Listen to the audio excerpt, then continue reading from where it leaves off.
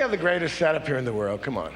We purport to be very patriotic, but we somehow huckster our national heritage.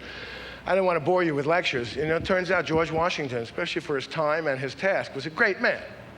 He was tall and imposing and brave and the right man at the right time and risked, would have been hung had we lost the revolution. He's, in truth, the father of our country.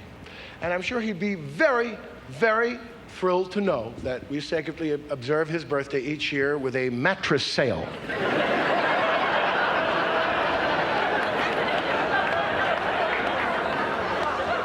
Used car dealers. I'm Bill Duncan from Bill Duncan Dodge, and I got vans for $99.99, right, George? And this poor actor gets $90 with a bad wig and a hatchet. That's right, Bill. I'm chopping down those prices. A veritable cherry tree of savings. Leave me alone. No, we're very sensitive about our national heritage, you know.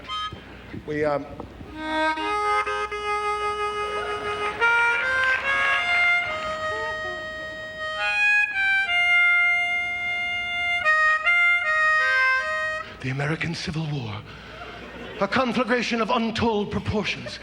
Brother against brother, American against American, the bloodiest conflagration ever fought on our own soil. And capture it all in this Civil War chess set.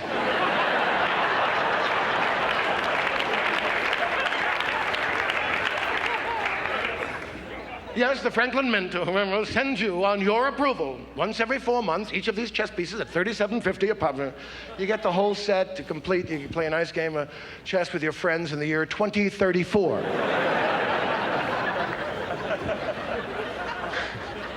But I like the way they say, on your approval. You know, you may not want all the pawns. They're annoying. They get in the way, you know. Now, just one knight and one bishop for each, on your approval. And this limited edition, only 2 billion copies of this crap. There are certain areas of the world too soft to market, like the Sri Lanka area. They can't penetrate it with the Civil War chess set. The elective spending is, gone for things like rice, but they'll get there eventually, believe me. And I say, look at the detail and compassion on General Lee's face. This is one of the kings. General Lee. You look at this. This was, molten lead 10 days ago. General Lee. Could be Peggy Lee. Pinky Lee. Trig V. Lee. Remember him? You have no idea who this is unless they tell you. Much less compassionate. He could be doing anything. There's a wonderful example, which no one cares about. I never heard him, the laureates for him for this. In government service, the first man on the moon, Neil Armstrong, did not huckster his position, did not take this gross advantage. A guy like Michael Deaver is the president's best friend, leaves government service. Hey, Korea, Canada, come on. That's what it is. It's the worst. There's no excuse,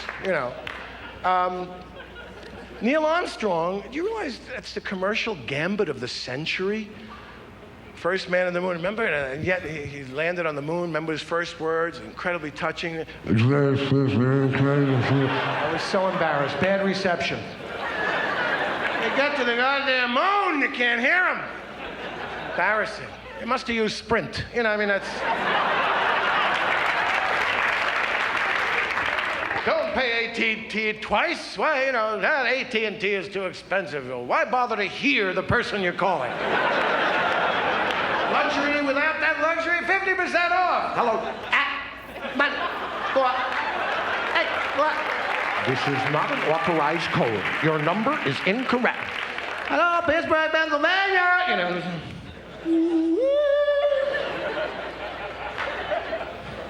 He did say a small step for man, a giant step for mankind. It is still admitted in our imaginations, although it happened, believe it or not, in 1969, 60s, the 80s. But it still is the farthest in our imagination that we've penetrated the mysterious and one of our great achievements collectively. I had a great deal to do with it myself, But do you realize what that means, first man on the moon? He could have set himself up for 50 lifetimes if he were a Michael Deaver. Could have put his foot on the moon and go, Coca-Cola! What were the first words on the moon? Coca-Cola. Trivia 200 years from now. What are they gonna do, call him back? All right, Neil, get that vehicle back here. That's unauthorized and we're pissed off. He's got him by the Monongahela's. He's on the moon. Cost billions, you know. IBM, be right with you, Saul, you know. He didn't, which reminds me of a crumb bum in our past who did. Agnew, remember this bum?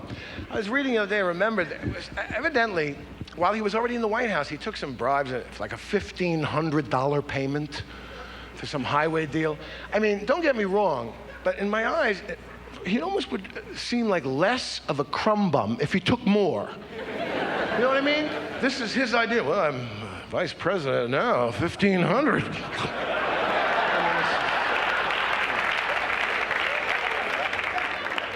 Put his foot in the moon and he'd sell out much more cheaply, you know. Sam's Tailor Shop, Baltimore. Vinny's Crab Cake Emporium. We deliver. I mean, you know, this is...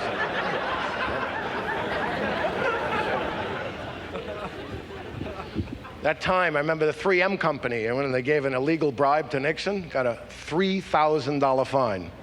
I think it was a felony, didn't it? They'll never do that again after that kind of thing. That really slept. That board meeting, they went crazy. $3,000!